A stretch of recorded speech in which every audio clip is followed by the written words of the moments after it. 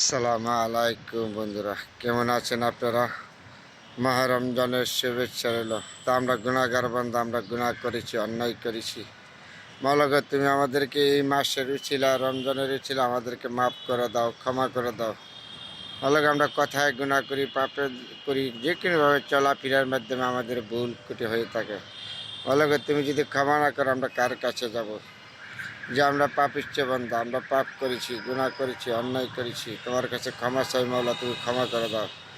যেহেতু জানি না কত মানুষ হারিয়েছেন, কারো মা হারিয়েছেন, কারো বাবা হারিয়েছেন, কারো বন্ধু হারিয়েছেন, দুনিয়াতে হারিয়েছেন। যে হারিয়েছে সে জানে হারানির যে কত ব্যথা, যে না হারাচ্ছে সে আর জানে না।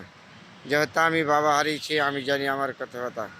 তারপরে যারা কবরবাসী আছে, আল্লাহ পাক রব্বুল আলামিন যেন তাদেরকে জান্নাতবাসী করে। এই আমাদের মাহে রমজান উপলক্ষে 1 মাস কবরের আযাব মাপ, তাহলে মাপ হয়ে গেবে। আমরা যারা কবরবাসী তাদের জন্য দান করাত, দোয়া দুরুদ তাদের জন্য আমরা করব।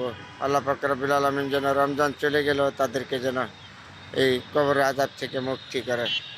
মানুষ, আপনি হারিয়েছেন, আমি হারিয়েছি পৃথিবী থেকে। আমিও একদিন চলে যাব, আপনিও চলে যাবে, রয়ে যাবে ভালো মন্দ, যে সত্য মিথ্যা নিয়ে সমালোচনা করবে। এগুলির থেকে আসেন না, আমরা সুন্দর জিনিসগুলি সুন্দর বলি, মন্দ জিনিসগুলো মন্দ বলি।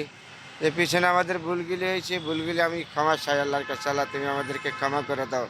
আমরা গুনাহ করেছি, অন্যায় করেছি, পাপ করেছি, তোমার পাপিষ্ঠ বান্দা, তুমি বিনা আমাদের কেউ নাই। এই রমজান উপলক্ষে মাওলা গো, তুমি আমাদেরকে মাফ করে দাও, ক্ষমা করে দাও। আমরা গুনাহগার বান্দা। তুমি না বলেছ পাহাড় পরিমাণ গুনাহ করলো, ডাকার মতন ডাকলে আমাদের মাফ করে দেবা। তবে আল্লাহ, আমরা গুনাহগার বান্দা, বারবার তোমাকে ডাকি, তুমি আমাদেরকে মাফ করে দাও, ক্ষমা করে দাও। আলহামদুলিল্লাহ।